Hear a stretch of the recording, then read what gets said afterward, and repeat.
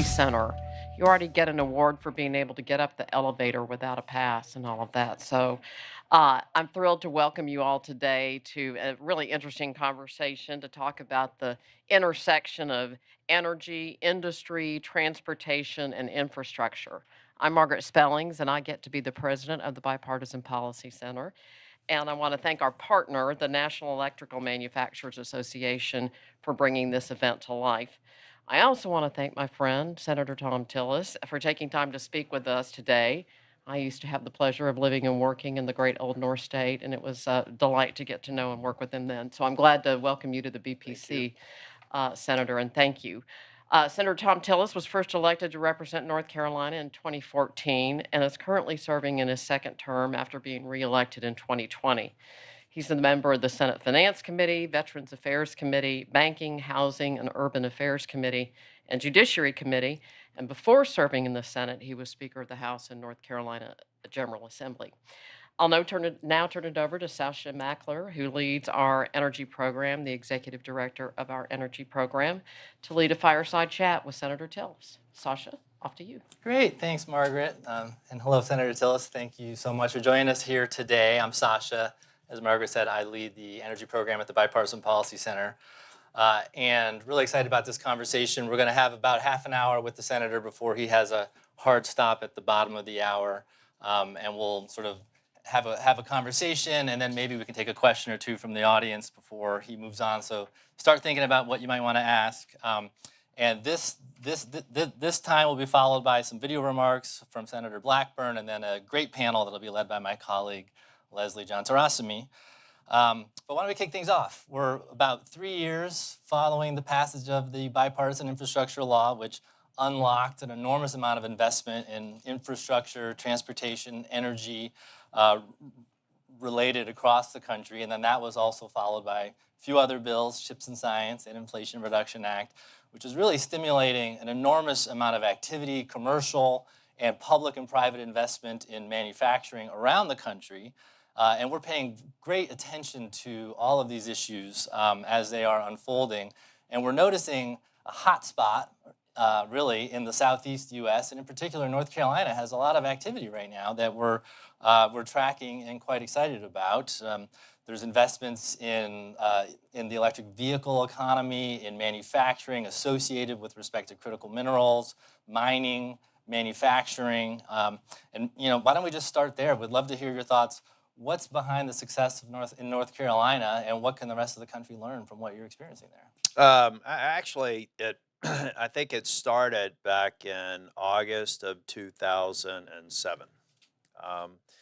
You all may not know, I came into the legislature. I ran against a two-term Republican incumbent who was a firebrand conservative of the year in North Carolina. Absolutely got nothing done, beat him like a drum in a primary. I find myself in the legislature in 2007 with a Democrat governor, a Democrat speaker, and a Democrat Senate leader.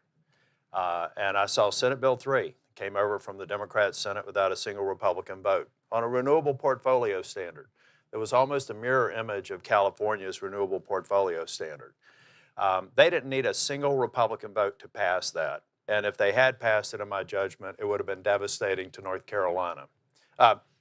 And we've learned that California kind of made a mistake with how far they went with the renewable portfolio standard. So me, as a newly minted, about 3-month-old freshman legislator in the minority, went to the Speaker of the House and said, this is dangerous policy. I know you don't need a single Republican vote, but would you be willing to potentially enter into negotiations so that we can get this to a place to where we can get the endorsement of the investor-owned utilities and get the environmentalists on board?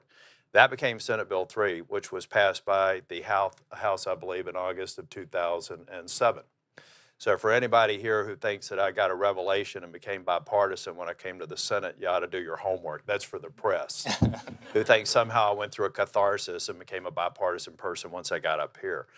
Now, there were a lot of people that went into that. The environmentalists, Duke, the investor-owned utilities, a lot of people came to the table, and we were the first in the Southeast to implement a renewable portfolio standard. We already had fertile ground for the energy sector. We had Siemens and Westinghouse. We had Duke major investor-owned utility. We had the research triangle. We had so many things in the ground that were fertile soil for North Carolina becoming such a player in renewable space.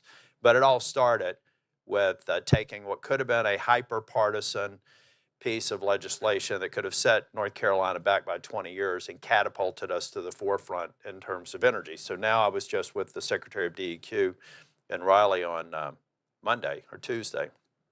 We've just got the final permit from the state for Piedmont Lithium, the opportunity to mine the single largest high-grade deposit of lithium in North America, unmined vein. And we're going to move forward with that. We've got to deal with some not in my backyard space. I've got to believe some of that bipartisan work to get that done. Also, those seeds were sown when we got the bipartisan Senate Bill 3 done. So that's why I think North Carolina is one of the top solar states. That's why I think that we have lithium mining permits. That's why I believe we have multi-billion-dollar investments from VinFast, Toyota, and others in the electric vehicle space. It's amazing what you do if you do the hard work to do something on a bipartisan basis. We'll talk about the Inflation Reduction Act at some point. That's the antithesis of what happened in 2007, August, in the North Carolina legislature.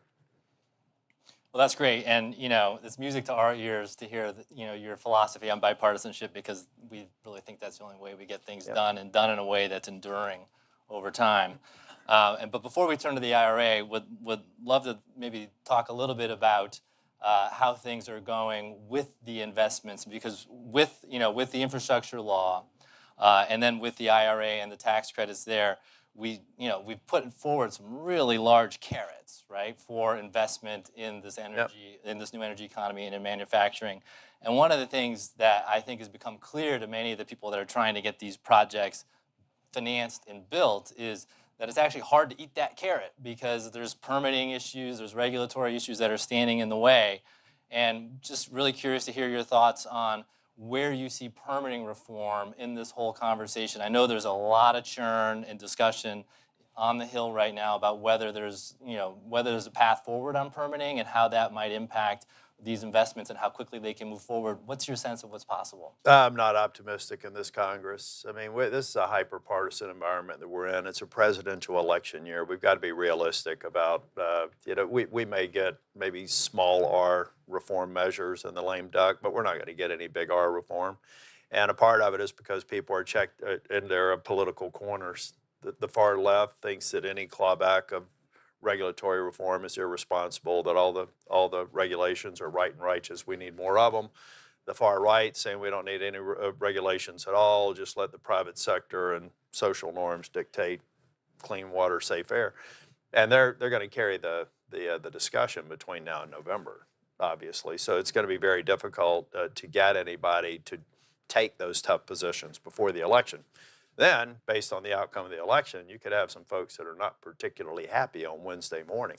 I'm guessing that there are going to be some folks who have gavels now that are going to be particularly unhappy based on the current baseline. So none of that, for somebody that's always trying to find a lane to get something done, I'm a pretty optimistic person. I've been involved in a couple of the bipartisan efforts. I just don't see it as particularly useful, a good use of my time to try and get that done. There may be other members who think they can. I just don't see the path.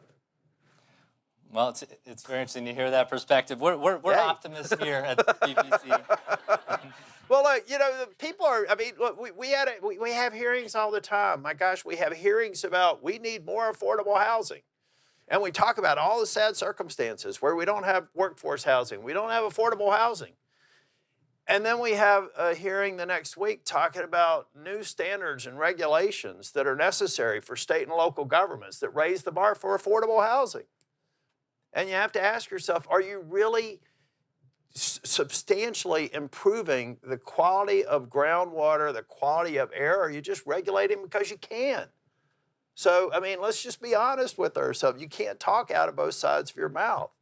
And that's what's happening here. So people don't want to claw back regulations. They don't want to right-size them. They don't want to modernize them.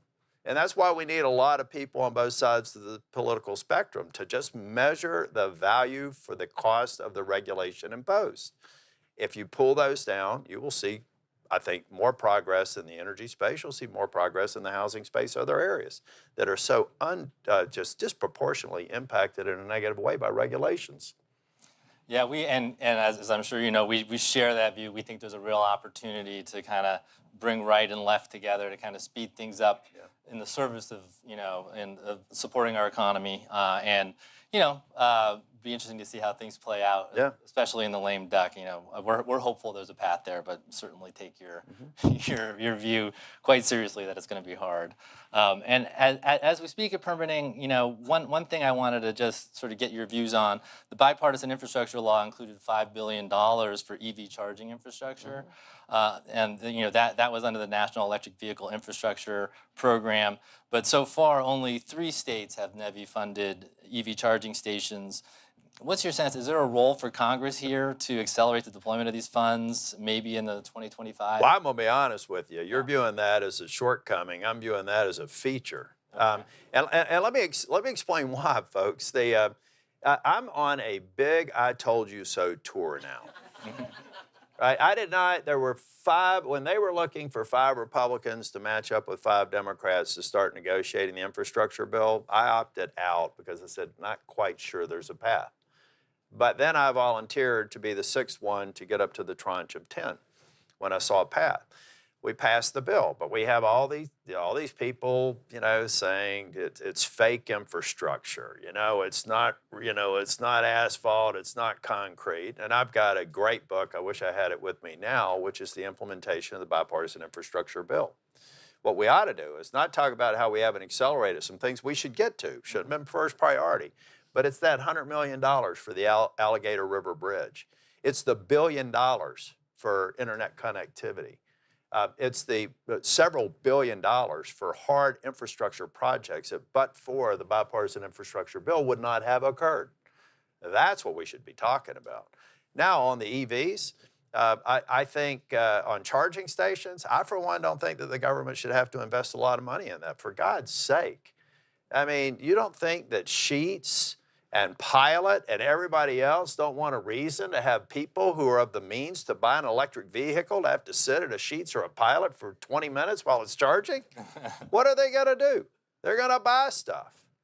And I've talked to some of these convenience store major companies. They said, look, we'd love for the government to pay for it, but we've got to have a strategy around it. So I think we should be really smart about how much we put into it. And I also think we want to be smart about not overbuilding the charger to nowhere. Right. I could see us putting chargers in places because we can that may never be used, and that sets us back. So I actually am feeling pretty good about the hard infrastructure going out the door. It's making my "I told you so" tour so fun for me and so uncomfortable for those people who misled the American people as a basis for voting against it.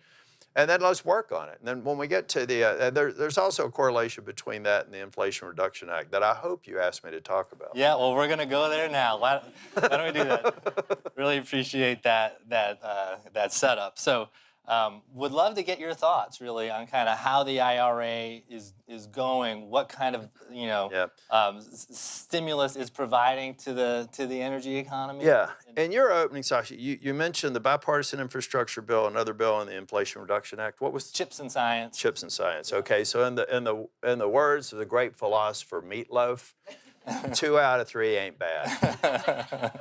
A bipartisan infrastructure bill was good stuff. It's aging well. It's measurably, objectively aging well. Anybody that wants to get on this stage and debate that, tell me when. I guess accepting debates is vogue this week. Yeah, we can do that.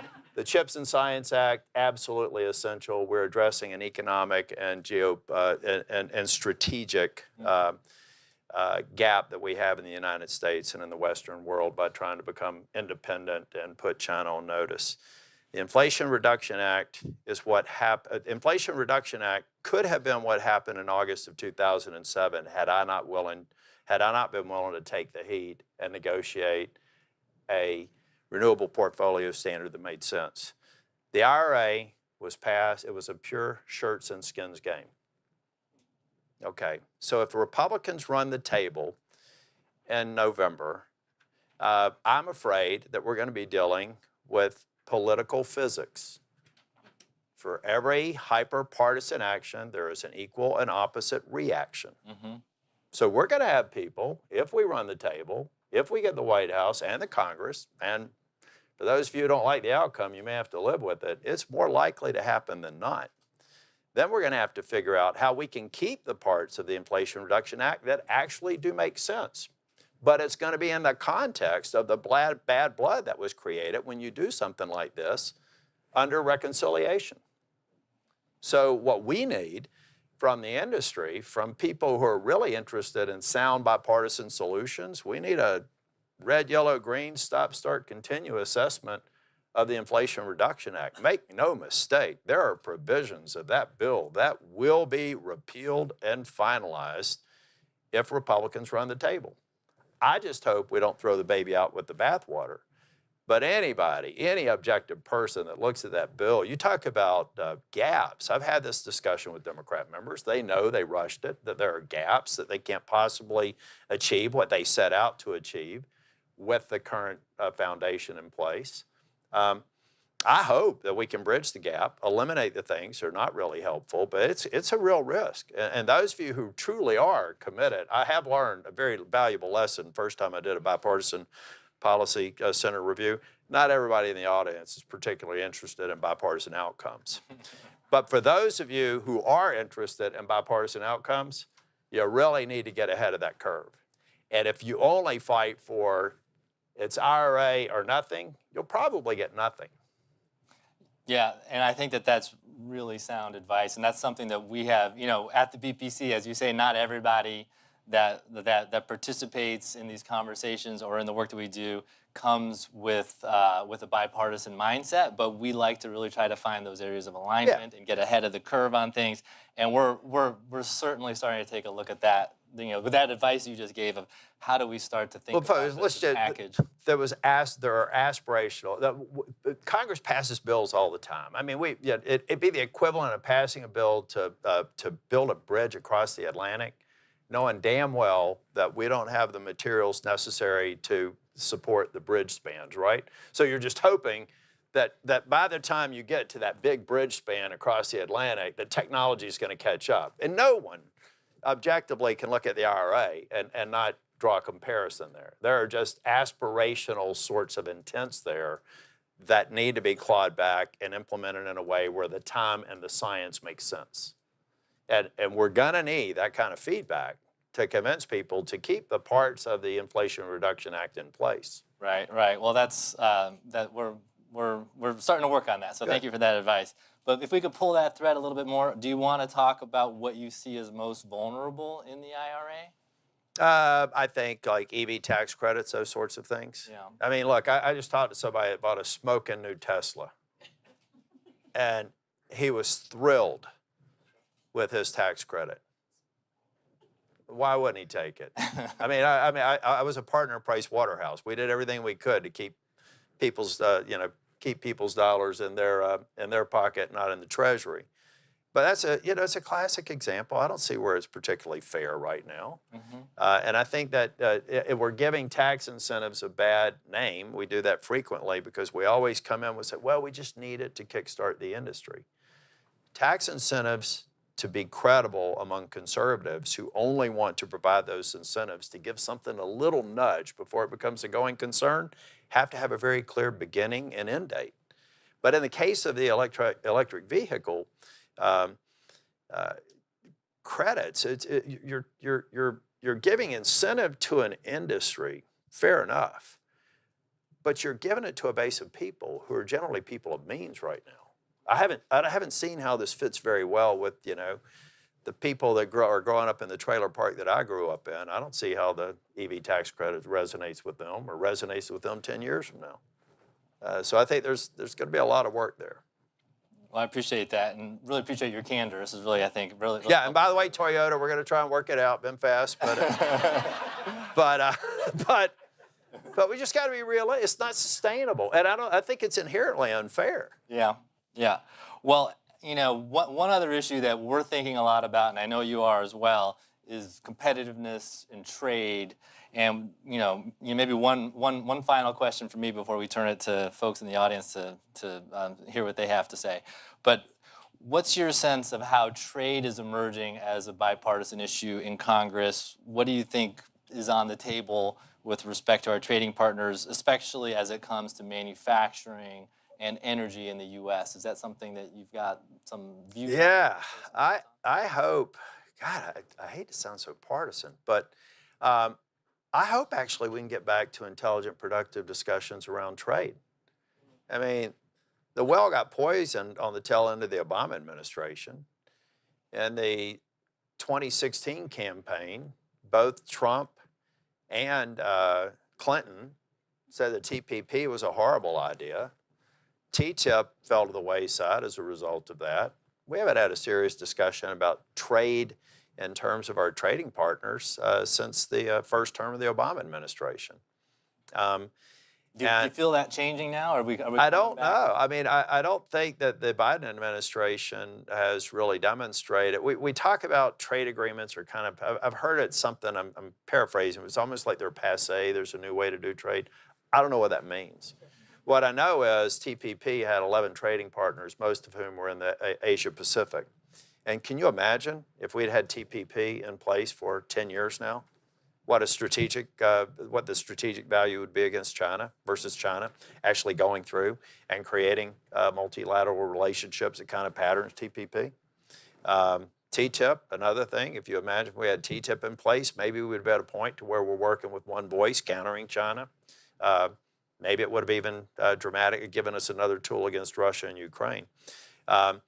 So I think we've got to get back to, let's get an ambassador out there negotiating trade agreements. Let's get back on steroids. They're not going to happen in this Congress, but we need it to happen. And I hope if Biden gets reelected, that he'll change his posture on what has been really inaction for 4 years on true, meaningful, broad-based multilateral trade agreements.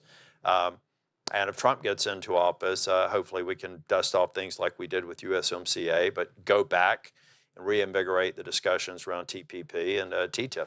Yeah, share your view on that as well. And there's a part of this trade conversation is really that we've heard from former President Trump and his team, and also we're seeing some action now within the Biden administration on this idea of border carbon and a carbon club, and as a way to kind of use the how clean the American economy is compared to our trading partners as leverage in these trade negotiations. Do you see any path forward for those ideas to gain traction? Yeah, I think so. I think it becomes a part of the discussion, but we really just got to make it mean. I mean, we've got to come up with. I think we should go back. There was a lot of work done with TPP. I don't know if y'all were following it, but when Froman was ambassador, we were down to 2 provisions.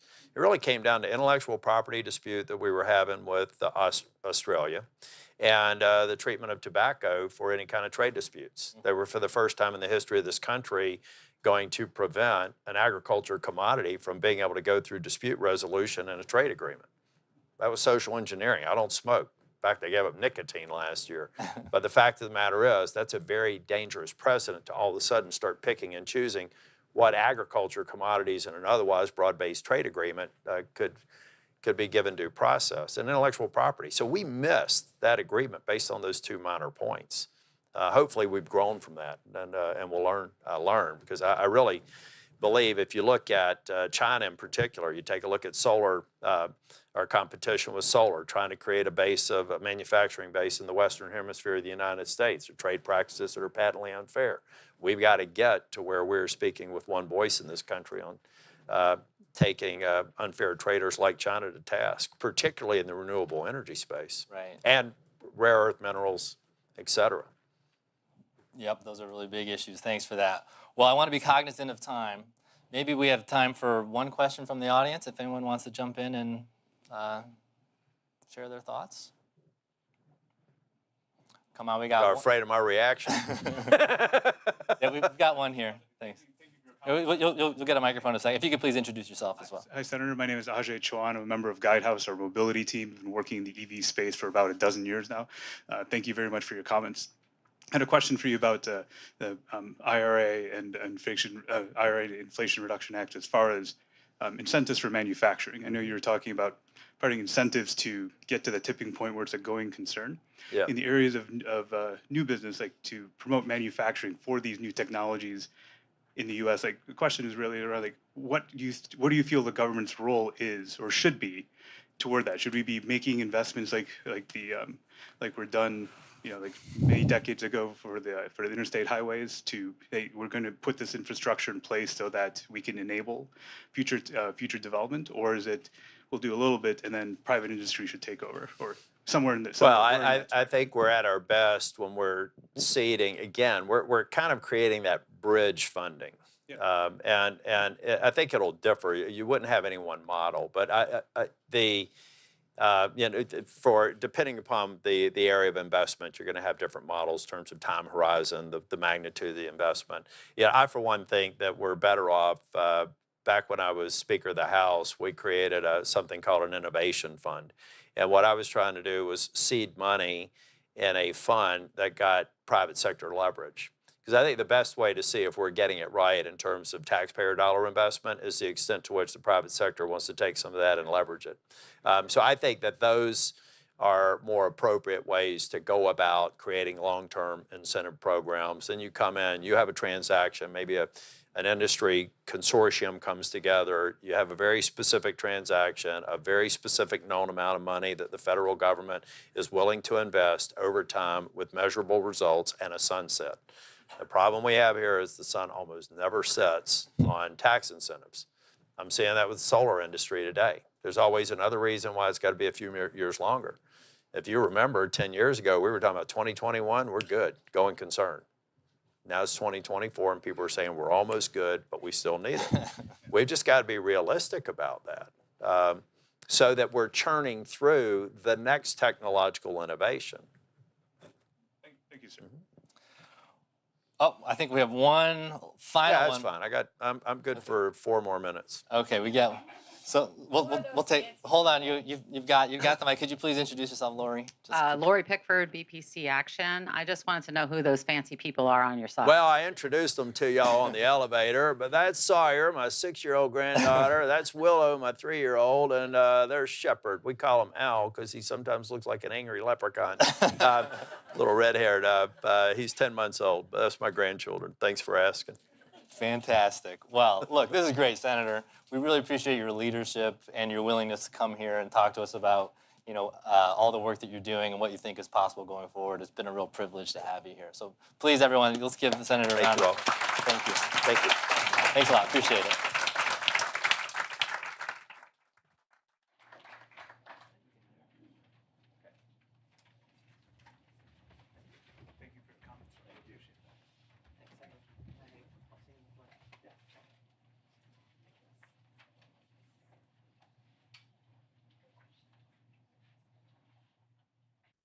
Thank you so much for the invitation to join you today at the Bipartisan Policy Center.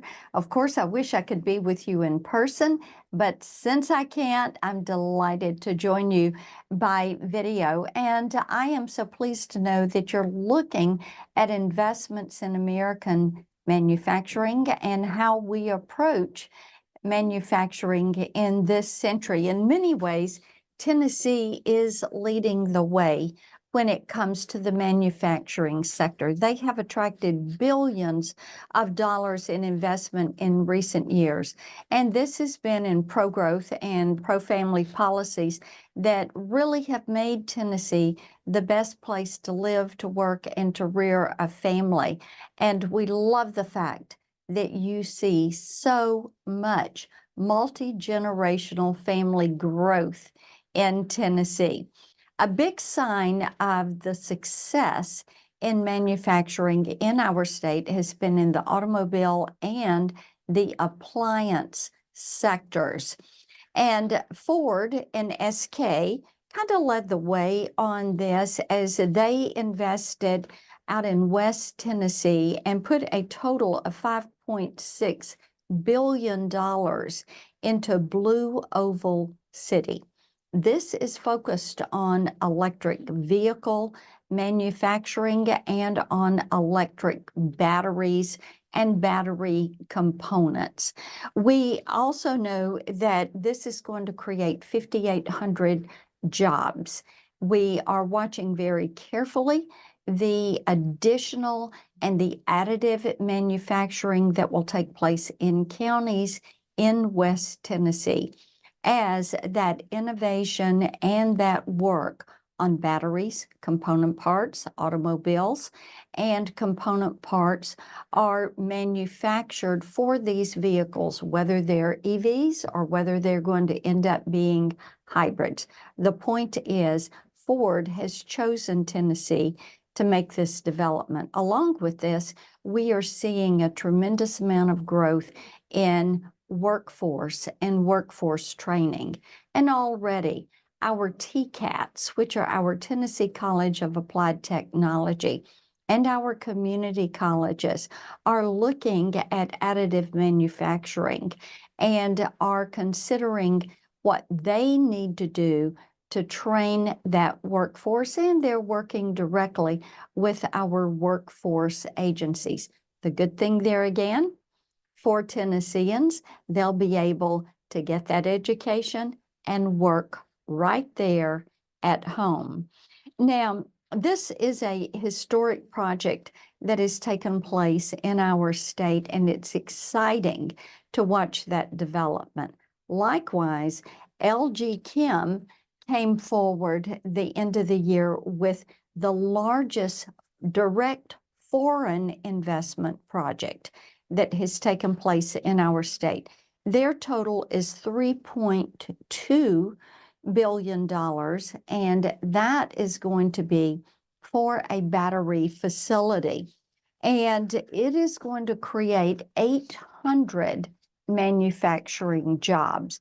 There again, more opportunity, good paying jobs, higher salaries, a job that is going to take some specialized training.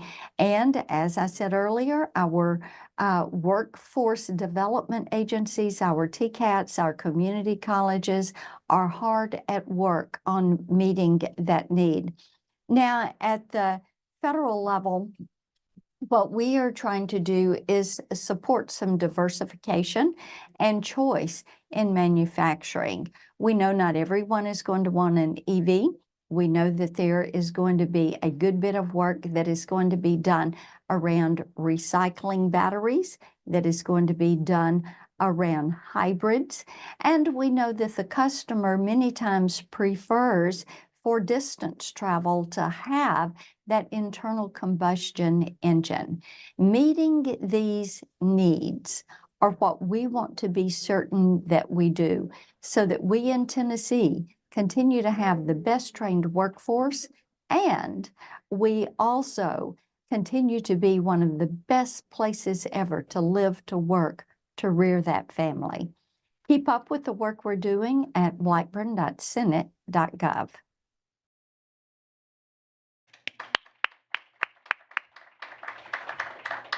Hi, good morning, everyone, and a great big thanks to Senators Tillis and Blackburn for joining us this morning. I'm Deborah Phillips. I'm the president and CEO of NEMA, representing America's electrical manufacturers, and I'm very pleased to be with you here this morning.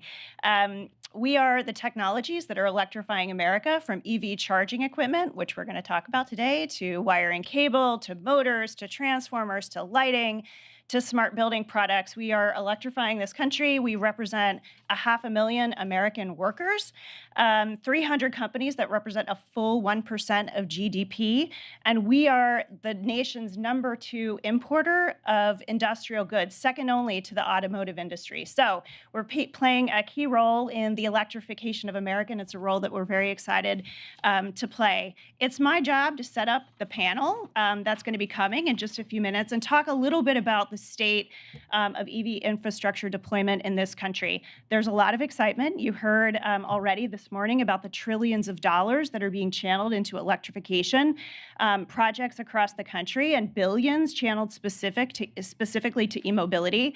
The federal DOT NEVI program, those funds are flowing from federal to state level, although albeit a little bit more slowly than we would like. You heard only 3 states receiving funding and deploying those resources already. However, the OEM commitments to fleet transition remain.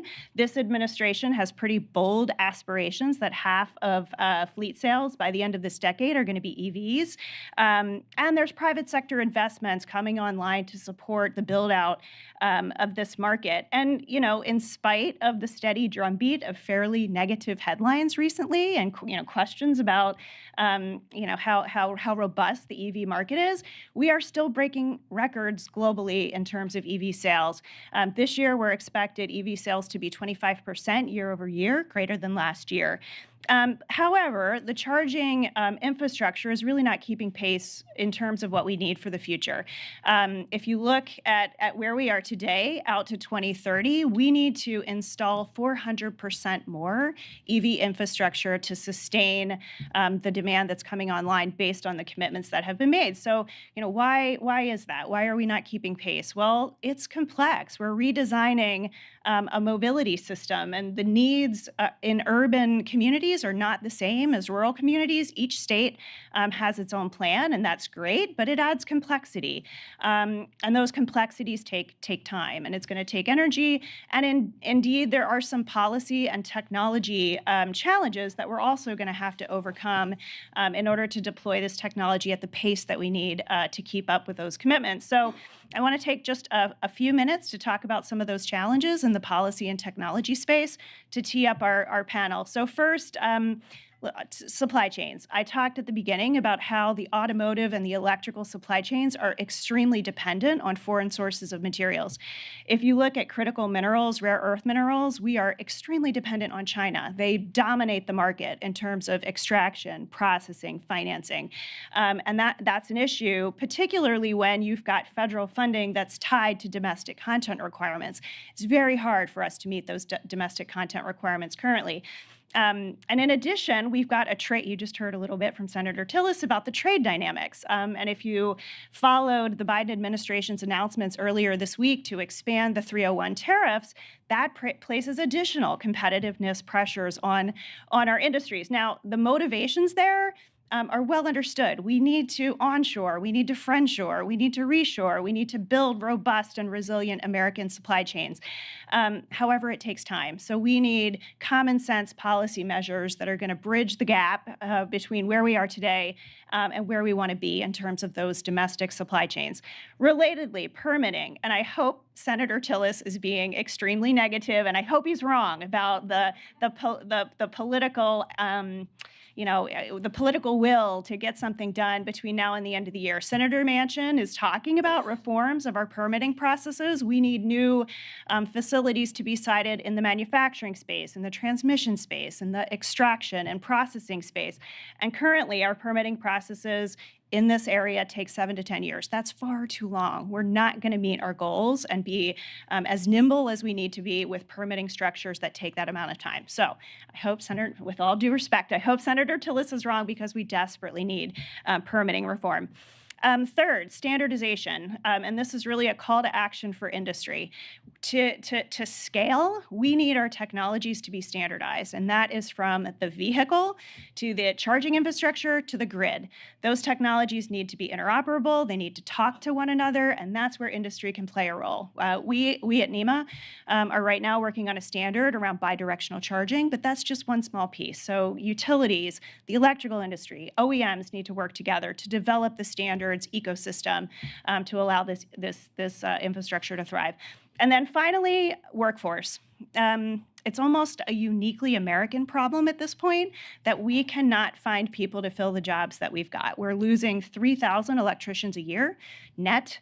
They are going to be absolutely essential to building out this electrical infrastructure. We cannot keep people in manufacturing jobs on the manufacturing floor today, and that's before we reshore and expand production.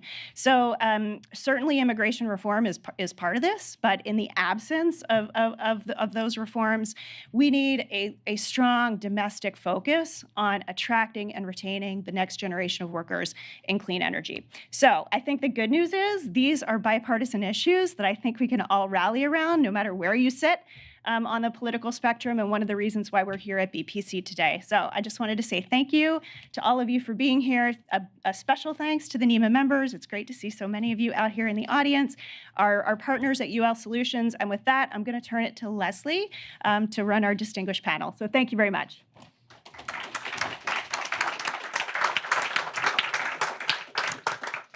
Hello, everyone, and hello to those of you joining us online. I'm Leslie Gentarosimi, Managing Director of the Bipartisan Policy Energy Program. And thank you to Deborah from NEMA for that perfect setup for today's panel discussion. And I'm thrilled to welcome these three experts to tell us a little bit more about what's going on in the EV infrastructure deployment space. So just wanted to kick it off with a discussion and ask you to do a quick intro of who you are, where you're coming from, how your work intersects with EV infrastructure deployment. So Deputy Assistant Secretary, I'd love to start with you. Sure, thank you. Good morning, everybody. Thanks for convening this event and for inviting the department to be here. So as you heard, I'm Scott Goldstein, Deputy Assistant Secretary for Policy at Department of Transportation. Just going to try, I think I have 4 minutes to go over everything we're doing on electrification and decarbonization. So I'll try my best to get to all that. As you may know, we have the National Blueprint for Transportation Decarbonization. This is a partnership with several federal agencies, Department of Energy, Housing and Urban Development, Environmental Protection, and our department. And it lays out strategies for a more convenient, a more efficient, and a cleaner transportation system. And obviously electrification and zero-emission transportation is a key part of that. Under the Bipartisan Infrastructure Law, we have a number of new programs and obviously significant new resources to invest in those strategies. So the NEVI program, National Electric Vehicle Infrastructure Program, we have $5 billion and we've already been awarding those dollars. Projects are in the ground. Many, many more projects are yet to come. We have the CFI program, the Charging and Fueling Infrastructure Program. It's $2.5 billion. We've had one round of that program, another round soon to come. And those chargers under the funds that have gone out the door will be coming online soon. And as part of standing up those programs, we were required by the infrastructure law to create national standards for EV charging. And so this speaks to the charging reliability when you arrive at the charger. How do you pay for your charge? How does the charger interact with your vehicle and make sure that it's interoperable with all the different vehicles? And I know the Ford rep here will probably want to talk about that a little bit. And so we're very proud of those standards, and we know that those will make a real difference. The Joint Office on Energy and Transportation is something we've stood up with the Department of Energy. Many of you maybe have interacted with the Joint Office. They provide technical assistance and research and award grants. They are an enormous resource. A couple of other things. I know I don't want to take up all the time, but we have our zero-emission freight strategy that we released recently through the Joint Office, and that describes how to get to zero-emission in freight. And then simultaneously, the Federal Highway Administration released the zero-emission freight corridors. So with the strategy and the corridors, we know how to invest and we know where to invest, and we expect those investments to start making a real difference on the freight side. Federal Transit Administration has significant resources through the Low and No program and through the Bus and Bus Facilities program. And they've been investing in zero-emission buses, and around the country you can see those buses traveling across communities already, and many more to come there. And we've also produced toolkits to help folks understand how charging can make sense in their community. So we have a rural electrification toolkit and an urban electrification toolkit that really is designed to help people understand, again, the unique needs of their communities and how to invest in charging. The Joint Office has produced a white paper on municipal charging that speaks to multifamily housing and charging at the curb, which again is very important as this industry matures. And then last, just want to mention through NEVI and CFI, public engagement is required by project sponsors so that the public can have a say and in developing the charging network of the future. So those are just a few things. And again, thank you very much for having me here. That's an excellent snapshot. Thank you. Barry, please. Leslie, first of all, I want to thank you and BPC and NEMA for putting on this event. I'm Barry Powell. I run Siemens Electrical Products business in North America. And we manufacture complex electrical systems and products, not just for EV infrastructure, but for other verticals, data centers, the semiconductor plants you've heard about, from the CHIPS Act, and normal infrastructure like hospitals. In the EV space, I'll say we specialize in 3 different areas. First of all, the senator talked about FinFast. The other senator talked about Blue Origin. We provide the electrical infrastructure that helps power up these plants. And we've got large, customer base across the country right now, and we're making significant investment to support them. Second, we make products. We're kind of think of us as the glue between the grid and chargers. And I think it's a space that maybe has not been talked about enough. And we see our mission to come up with products that are simple and avoid surprises. And a couple examples here, let's say you go get your first electric vehicle and you want to get a charger at your house, and all of a sudden you need to add a 60 amp circuit to your 200 amp panel. The electrician's like, well, hey, bad news, Barry. We got to increase your electric service from 200 amps to 400 amps, and it's going to cost you $5,000. That's a real problem today. We have now come out with a product that manages the loads in the house intelligently, and you can clamp this on your existing panel, and you have that additional service without that cost. On the commercial side, I don't think it's a secret that, again, from the demand from data centers and these semiconductor plants and electrification of heat, the electrical switchboard market demand has tripled in the past couple years. And we've been struggling to keep up. I'm happy to say we have launched another factory focused specifically on make-ready switchboards for the EV industry. This is a catalog item. This is not something highly configured. It's something that's now going to be available in less than half the time of existing products. So again, we're trying to make things simpler for people. And then the last area, we work really, really strong with big customers on fleet charging. And to support these activities, we have invested over $500 million in U.S. manufacturing over the past 2 years, doing additions or new factories in 7 locations. Just want to highlight a couple of those quickly. First of all, Senator from North Carolina, our Wendell, North Carolina facility, we've expanded with a focus on DC charging for buses. So the Charlotte Metro Transit Authority is one good example where we've applied that technology. We've augmented that with an acquisition of a company called Heliox to really become more of a leader in fleet and bus transportation. Second, I'll highlight Texas.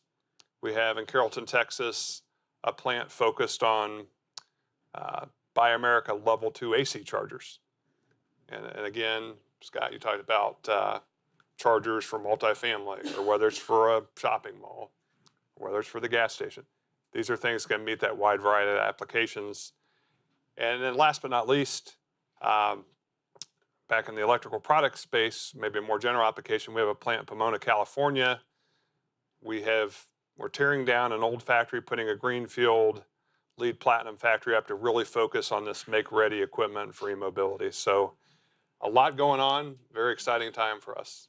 Thank you. Absolutely, absolutely. Thank you, Barry and Evan. We've heard some shout outs already today for Ford, but please go ahead. Thanks, Leslie. Thanks so much for having this great, important conversation to be having.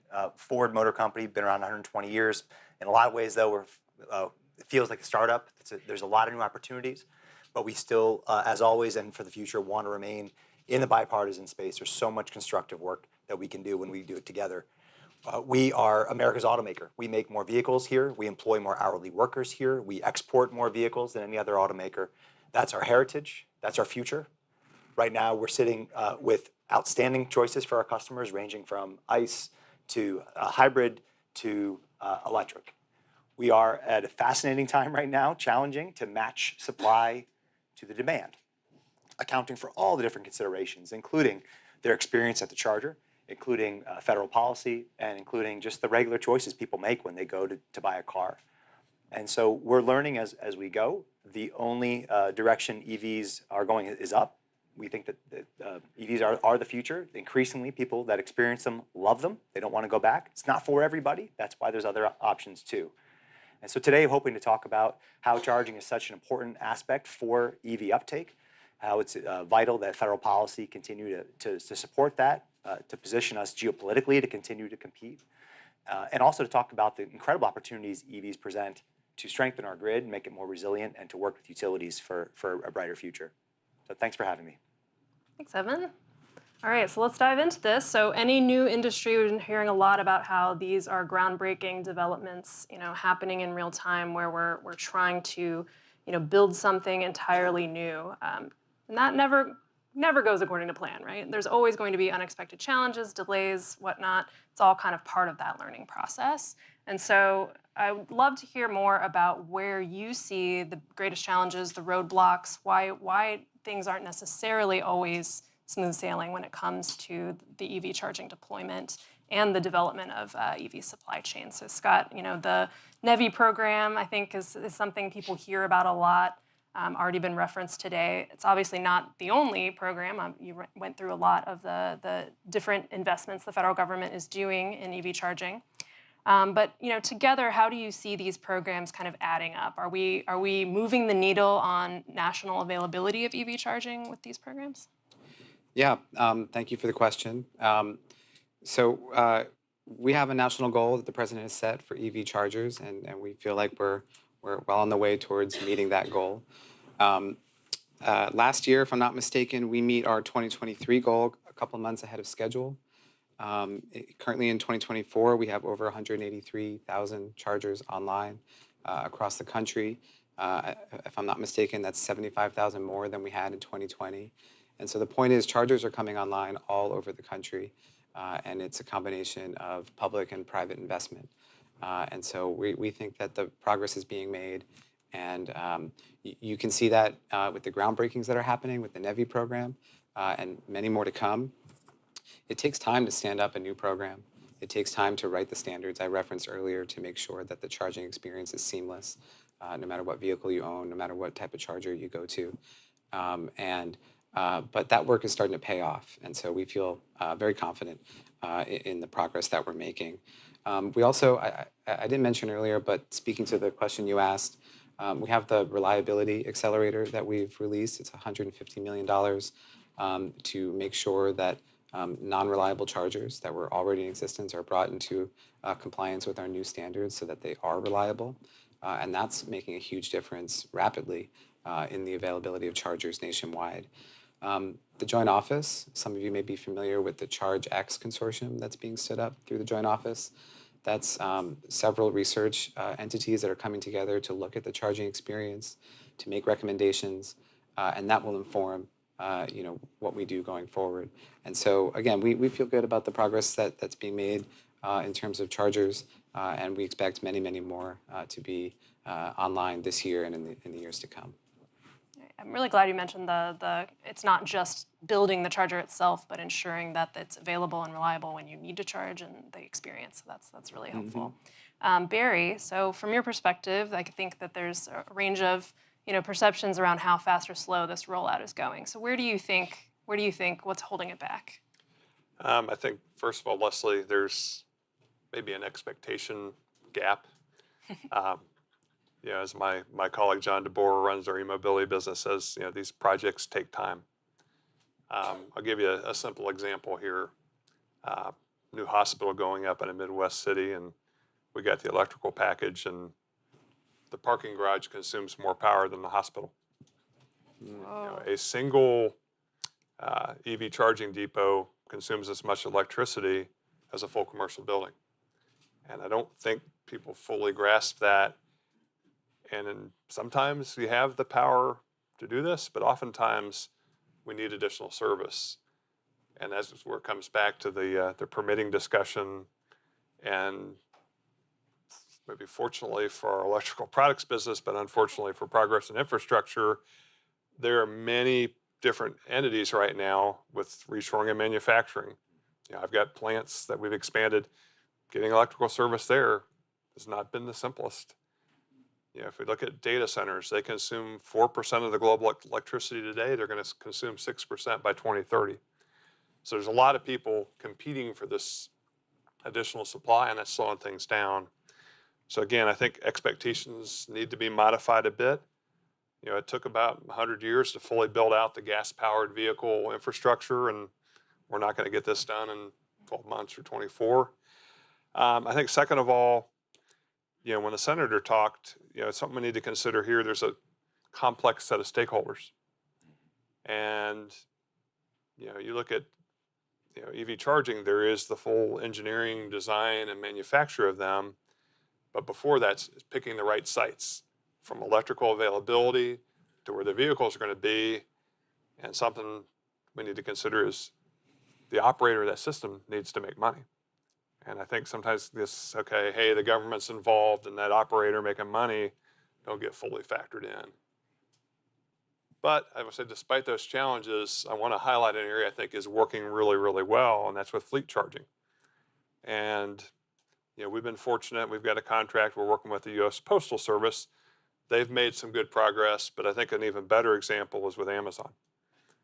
Amazon, not getting a whole lot of press, but over the last 2 years, they have put up dozens and dozens of charging depots, and I think probably have the largest privately owned electrical vehicle fleet in the world now. And we see great progress with them. We see great progress with other similar type customers. And I think we'll see more wins in that area than NEVI and individual chargers in terms of being in the press. Okay, great. So Evan, are we just being too impatient? What else is going on here? We need more charging for sure, but I also am genuinely impressed with the rate of progress that we are making. We cannot forget where we are making progress, but no, it's not enough. And that's because we need to solve for the actual objective need for charging. We also need to solve for the perceived need for charging. One of the main things people cite when they don't buy an EV, but they maybe want to, is that they're not sure there's going to be enough charging. They have range anxiety. One of the research consistently shows that people who get EVs, drive them on the regular, one of the first things that happens is that anxiety goes away. They just, through experience, like any human has experience with something, then they know it better. They can make informed choices. It doesn't mean every one of those people is happy with the amount of charging infrastructure, but it's better than they generally perceived it was before. That's just the problem we need to solve. We need to have confidence. So there's range confidence, not range anxiety. There's a few things we can do in the near term. So for example, we're really proud of Ford on leading on a plug and charge. So when you go up to a charger, a fast charger on the highway, you can plug in and that's it.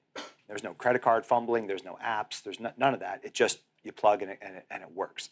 That's an option for Electrify America chargers for Ford drivers. It's also an option for Tesla. Speaking of Tesla, we're the first automaker to adopt Tesla's standard, which we think ultimately is going to be best for customers. And every other automaker has since followed. We believe in that. We think it's the right move. It's going to be more reliable. So there's a number of things about the customer experience which we can do in the near term, even if we're waiting on electrification for that next charging depot, even if we're waiting on a supply chain constraint, even if we're waiting on federal funding. That's vital. If the early adopters don't have a great experience, it's going to be really hard to convince the early majority that this is worth it. And that value proposition is different for each person. We're seeing really good uptake in the commercial space. So Barry, I'm glad you went there. When you think commercial vehicles, think of Ford Motor Company. So leave aside the Class 8 biggest trucks on the road, but Classes 1 through 6 vehicles, most of the vehicles you see around the city, Ford leads in commercial sales. That's true for gasoline, for diesel, and for electric. We've sold more pickup trucks, electric pickup trucks, and more electric vans than anybody in the country. And so we're talking to the same fleets as we've had trusted customers for years, decades in many cases, and strategizing with them on where they want to, how to go electric, how does this work? And when they want to buy a vehicle, the timeline's around 3 months. When they want to get the charger installed, a lot of times that timeline's a lot longer. And maybe they're waiting on a charger, but in many cases they're waiting on that extra service they might need from their utility. And the range of experiences varies a lot. Some areas it works pretty well, parts of the country. Some areas not so well. So that's another area that is absolutely ripe, is not about federal policy, but is about state policy and is about state utility practice, where we're seeing it work in some places, not so much in other places.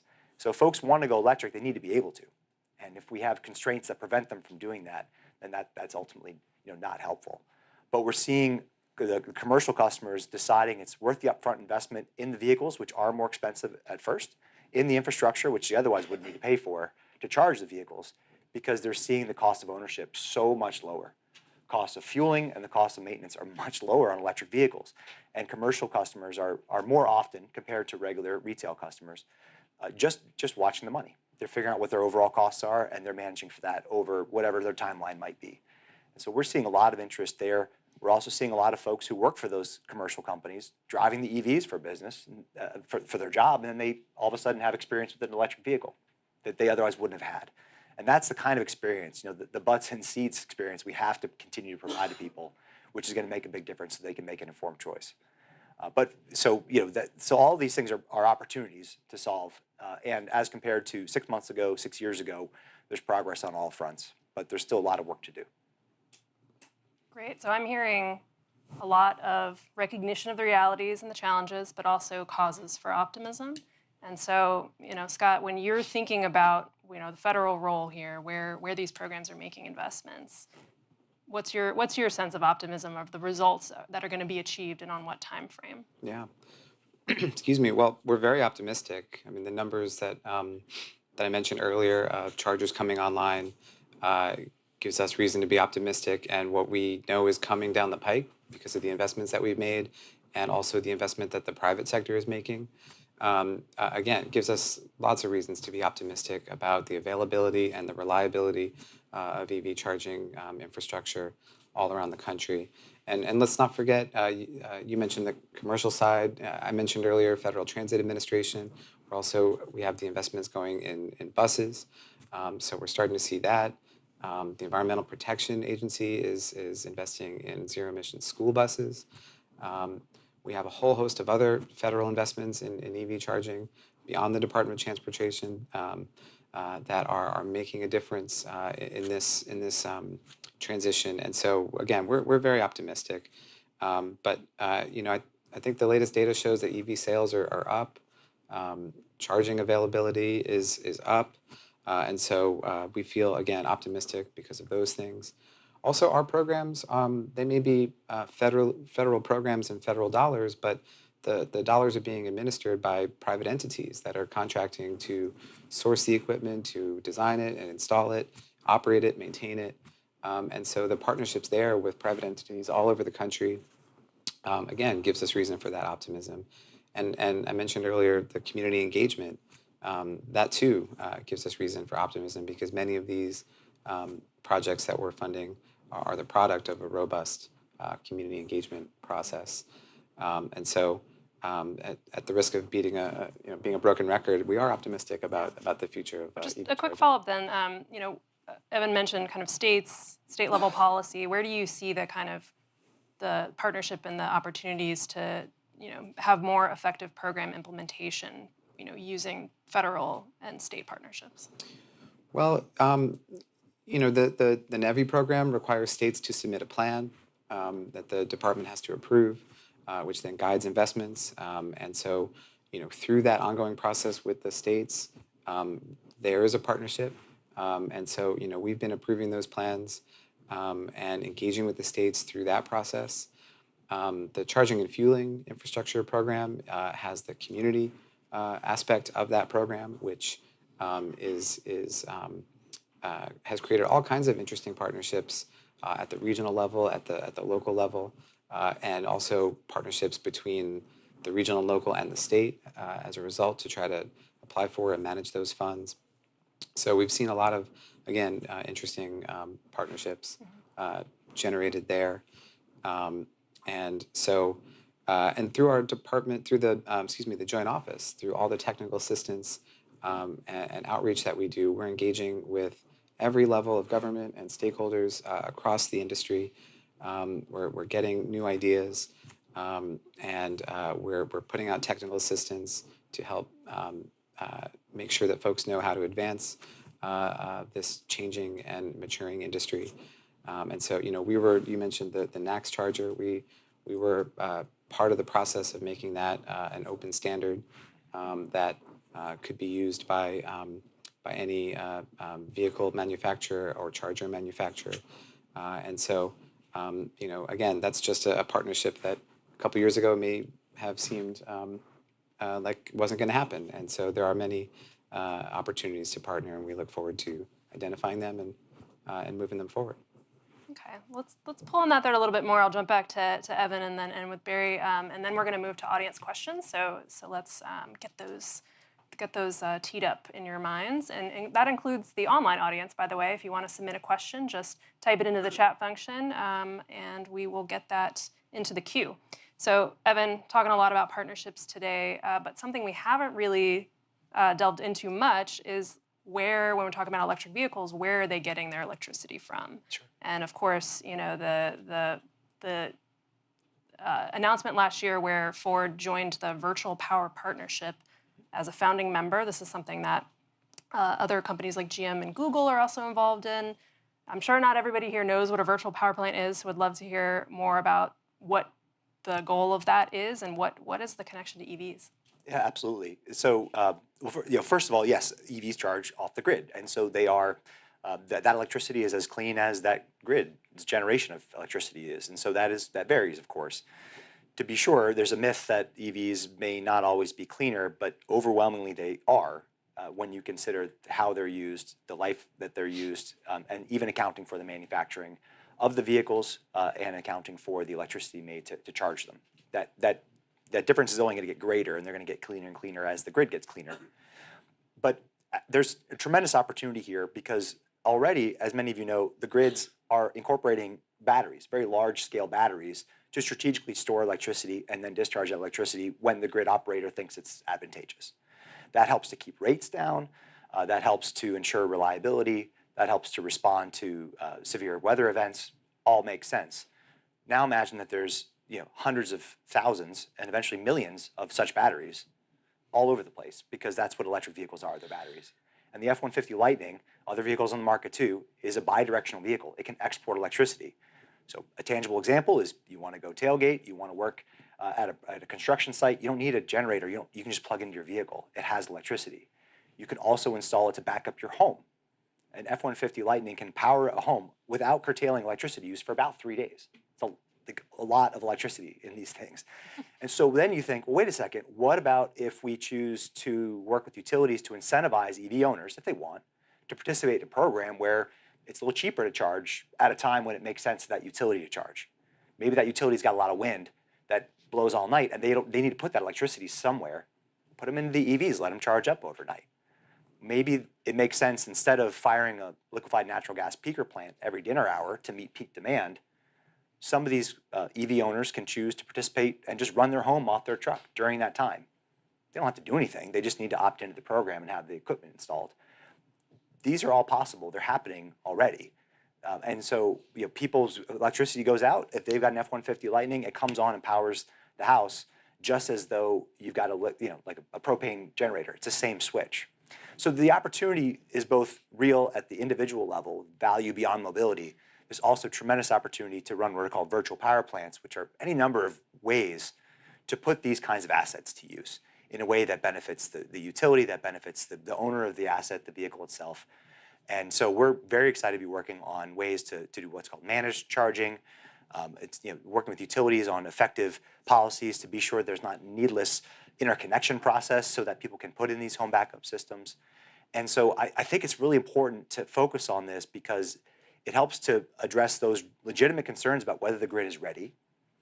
The grid needs updated for a lot of reasons. We see after, a decade or more of flat electricity use, essentially flat without growth, it's going up now, largely due to data centers, largely due to this manufacturing renaissance. That's a good problem to have, but also because EVs are going to be charging more than in the past.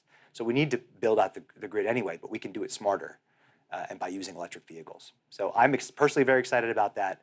And whether it's a Ford vehicle or any other manufacturers, it creates opportunities to provide value beyond mobility. That's great. And Barry, I'm kind of hearing that it's all your stuff that's really causing the strain on the grid, right? Is that so? No. We all have a role here, right? You take some blame, I'll take some. Yeah. I tell you what, looking at success here, from a customer perspective, really excited about what we're doing to work with our customers to solve problems. And we are providing bidirectional chargers for the Ford Lightning. And I think what Evan's just talked about, we see it's kind of a business working with smart homes and working with Ford on chargers. Great opportunities he talked about. Working with other partners in fleet charging. You know, not just focused on the first one, but coming up with scalable solutions so we can get things out more quickly. Huge focus there. From success and employee perspective right now, again, we've had this huge spike in demand. Lead times are long. Well, the great thing is, we have expanded factories right now, and we are in the process of hiring 1,500 manufacturing workers in the U.S. I think we'll get to workforce training of them in a minute, but a lot going on well there. And again, from our financial investors' standpoint, they see what's going on. Siemens announced earnings today, and if you read through it, the highlights are electrification, United States. And so, we've got a global company here, sees that there's a big opportunity here the next 5 or 10 years in this space. We're going to invest very heavily. We have been investing heavily. I think right now the critical, we've localized supply chains. We've been able to more than double our business since 2021, and it wasn't small to begin with, and we're going to double it again by 2028. So I think supply chains are less of an issue now. It's a people topic. Okay, then yeah. So Deborah brought up the example of the gap in electricians, but what other opportunities or needs do you see in the workforce training side? That same reason, the manufacturing workers' challenge is very similar to the electricians, and we're taking a couple different approaches. So we've got a factory down in Fort Worth, Texas. We're in the process of hiring close to 1,000 people. We actually have brought in retired educators, and they've put together a training program, short-term in the classroom, and then we've got actual sample equipment that people are working on. We've augmented that with digital tools. We've got a partner that does 3D digital instructions, and we're teaching people how to assemble things using virtual reality. And this is really exciting to the next generation, and we've been able to bring people from retail jobs, people from fast food jobs, ramp them up the curve very quickly, upskill them, and get them into much better jobs for them and their families. So we will continue this digital push and looking for unique ways to get workers ramped up. Yeah, moving forward. I think you want to add, Evan? I could say a lot of the very same. We've got new plants, Kentucky, Michigan, Tennessee, workforce development. We just announced some of the details on West Tennessee efforts, including that we're going to be hiring hourly workers starting next year. Some of the efforts right now, engaging the community, doing that workforce development. I for one, think that your work will complement ours, and ours will complement yours. The more that we have a skilled, mobile group of professionals who see opportunity in this space, the better. And whether they're going to work for Siemens or Ford or somewhere else, there's just incredible opportunity. And so we think that there are any number of potential limiting factors, and jobs and availability of a skilled workforce could be one of them. So we're trying to solve to make sure it's not. Definitely. And you can work at the DOT as well. And you can work at the DOT. All right, so we now have time for audience questions. We have 2 folks running around with mics. We have a question up front, potentially back there. Thank you. Good morning, everyone, and hello. Thank you for the panel. Oh, It's do you really mind been standing? Sorry. Sure. Let me get myself together. It's been a great conversation. My name is Portia Polk. I'm the Senior Policy Analyst for Post-Secondary with the National Governors Association. And we're leading a project around EV battery charging, the expansion of career pathways in those spaces. And I'm curious, you've talked a lot about fleet adoption and how well that's going. And I'm wondering, what are the enabling conditions and how can we carry that over into personal EV adoption? Is there anything that we can learn from the quick uptake of EV fleets that we can carry on, or are those 2 completely separate issues and we should think about them separately? I'll jump in. I do think that there's a lot to be learned there. I've heard some people use the phrase, how do you build the church? Do you build it for Easter Sunday? And a little bit of that mentality comes into buying an electric vehicle, that people think of the time, maybe twice a year, maybe once a year, when they really do drive all day long. But I think what's happening in the commercial space is a lot of those decision makers are just different. They're running a business, and so they're choosing what's the use case, what do we actually need to get done, how do we meet the need in a cost-effective manner, and they're finding that they can use EVs for the vast majority of what they need it for, and then they're choosing to keep gas and diesel vehicles around for those use cases that doesn't make sense. Longer distance things, towing, the heaviest applications we still haven't really solved for yet. And I think that there are going to be a lot of retail customers who are going to be able to adopt that mentality, and they're going to be able to think, well, I'm like most people. I know that 95% of my trips, my days, involve well less than 100 miles of driving. I know that I can rent a gas car if on the 2 days a year I really want to drive all day really fast. I can do that, and I can run the numbers, and I can decide that's actually a better choice for my family, for my budget. And all the rest of the time, I can pay a fraction of what I would pay in gasoline. That kind of decision making is a lot to ask, I think, of a lot of regular people who otherwise hadn't been doing that for a long time. They've been buying vehicles, new or used, just based on the fact that there weren't, frankly, a lot of range between the different options out there. They were all gasoline. But now that kind of learning in the commercial space, I think, can translate over. And I think a lot of business owners, and I think a lot of people who work for those fleets are seeing that, and it's becoming just a natural way of decision making that they can bring home. Okay, just to add to that, I think it's a great question, by the way. I would say the one thing I see is consistency. On the fleet perspective, as Evan said, you've got companies, and if they're putting in 50 charging depots, there's a consistency in thought about how they're deploying power, how they're deploying usage for those 50. If I bring that consistency term to the individual level, I'm thinking around policy. We need consistent policy around what products we want. A lot of these new manufacturing facilities for electrical infrastructure, there's been changes, and they're at a pretty vulnerable state right now. So if we can get consistency on the product policy, and again, I think it's incumbent on manufacturers like ourselves to work with the Fords, to work with Department of Transportation, Department of Energy, and make this simpler. And that is going to be a key thing moving forward. The only thing I would add is, as I said earlier, that our charging infrastructure programs are designed to catalyze and complement the private sector that was so well represented with the other two panelists, but also to fill in gaps. And so, as we start to build out the charging network every 50 miles along the national highway system, consumers will start to see that, and it will complement what you've already heard from the other two panelists. Thank you, Marsha. Question over here. Hi, Michael Downey, Energy Futures Initiative Foundation. There's a question primarily for Barry. A lot of the conversation today has focused on the need for grid upgrades. And as Ms. Barry noted in her opening remarks, a lot of the federal infrastructure financing requires has domestic content requirements. Something that you noted is Siemens is making a tremendous amount of investment in domestic manufacturing, and it seemed like you pointed to workforce as kind of that limiting factor today. Is that a correct interpretation, or as we look at future needs for not just distribution grid upgrades, but also transmission, are there other either market signals or policy incentives that you would need to see to have the confidence to invest to build that domestic manufacturing capacity to meet these growing needs?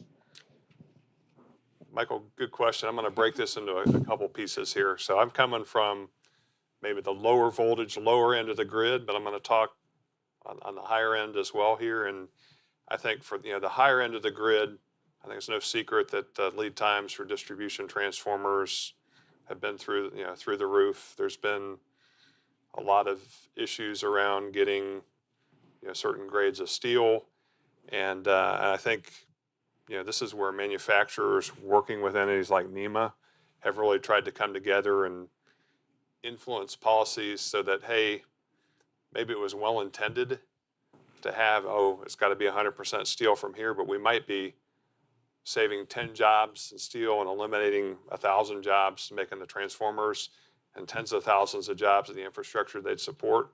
So there's definitely a policy topic there. Again, I think, as I said, assuming we have the motivation, comfort that, hey, we're going to get the support from policy that making stuff here versus making stuff elsewhere is the right thing to do. I think, as everyone knows, the unemployment rate's very low right now. A lot of people aging out of the workforce. And so the people thing I don't want to underestimate, but I think especially as we go higher up in voltages in the grid, there's a lot of well-intended policies that may be having unintended consequences right now. I'm going to jump before you to the online question from Mike Geller on YouTube. Thank you. A range of efficiency, so energy efficiency question here, exist for electric vehicles and charging infrastructure. So how does the panel view opportunities and pathways to incentivize higher efficiency to help reduce that strain on the grid? Yeah, I'll jump in to say, efficiencies in vehicles has always been a key metric, and a really important metric on our competition with whoever else is out there offering a similar product. That's going to be true for electric vehicles as well. And so right now we're at a time where at Ford and many other automakers, we're in what are often called first generation electric vehicles. These are great products, to be sure, but we're learning and we are developing the second generation products. We're going to be launching those in 2026, which are going to prioritize that kind of efficiency so that every electron you use is going to go that much further, take you down the road. And so that's already going to be happening. There's already a strong need to provide that kind of value to our customer to be competitive. And so I think that is happening. I won't go through the virtual power plant spiel again, but I do think that there's a lot of efficiencies in operating the grid if you could use distributed resources, including the batteries in electric vehicles, as opposed to very fossil intense, very cost intense, in many cases, peaker plants that are usually fossil fired. And so I do think that there's opportunities there, even as we grow the overall amount of electricity the grid is going to provide, that we can do it more efficiently. Yeah, I think just to build off that, Evan, I think the strain in the grid is not a constant thing during times of the day. Back to your church analogy here that, 4 to 6 p.m. is Easter. Yeah. And that's where the strain is most. And I think, the virtual power plant topic you talk about, some of the smart home products that can allow us to consume less in those peak hours can avoid us having to build, gas-powered peaker plants that are used only a few times a year. So I think technology's coming, and I think innovation grants to spark investment in those areas is a good way to progress. Well, I was just going to point to the research and the technical assistance, particularly from the Joint Office, that can make sure that as this industry rapidly changes and matures, that we're getting out the most current information to every stakeholder. Thank you again for the comments. I have a question for you. My name is Ajay with Guidehouse. Question for you about the product portfolio. So as Ford is moving forward on this electrification journey, using your crystal ball, what do you see your future portfolio blend looking like between or among ICE, plug-in hybrids, and full electric? Like, when do you see them going on forever? Like, what does it look like 5, 10, 20 years from now? Yeah, a great question. It's much harder to see further out, and the answer is different in different parts of the world. We're a global company, so we're meeting and talking all the time about the best way to serve our customers in very different markets. In the U.S., right now we're seeing tremendous growth in hybrids, both standard hybrids and plug-in hybrids. It's just a lot of consumer interest there. There's a lot of value for people there. So we think that that's going to be a really big part of the 2020s. We think electric vehicles are going to, as they have been, they're going to continue to grow and be a more and more prominent part of our portfolio. That's because we think that increasingly customers are going to want them. It's also because that's part of what we need to do to ensure compliance with new standards and what we need to do in order to make the best use of some of the federal money, including in the Inflation Reduction Act. And so that's important. We are, for the foreseeable future, going to continue to offer our gasoline and diesel products, and that's because there's room for that under these regulations that the EPA and other agencies are finalizing. Also because in many cases, especially back to our focus on commercial, we're talking about F-250, 350, larger vehicles. There's just a lot of use cases that right now are not solved with pure electric options. But there's going to be increased hybridization there as well, where we think it makes good sense for the customer. And so, long range, I think that those trends are probably going to continue, and it's anyone's guess where things might plateau. Yeah. All right. Well, 30-second wrap up for each of you. Would love to hear just, what's your final thought? What's the final word, do you think, on where we are today with EV charging infrastructure deployment? I'll just reiterate that we're optimistic. We think the investments that we're making and helping to catalyze in the private sector and leverage in the private sector are making a difference and will continue to make a difference and be seen and felt by Americans across the country. I would say, this is, as we talked about, it's a complex ecosystem, and we need companies to come together, with governmental agencies to optimize solutions, and that'll get things done more quickly. I think there's room for a lot of important debate here and disagreement, but I think we're talking ultimately about infrastructure and ultimately about Americans and their experience transporting themselves around the country. So that's bipartisan if I've ever heard it. And it's usually far better if we keep politics out of these conversations and talk instead about actual problem solving. Thanks. Thank you so much. Please join me in thanking our panel for sharing their insights today. Thank you to those online. For everybody here in the room, we have a breakfast reception following this, and thanks again for joining us here at Bipartisan Policy Center.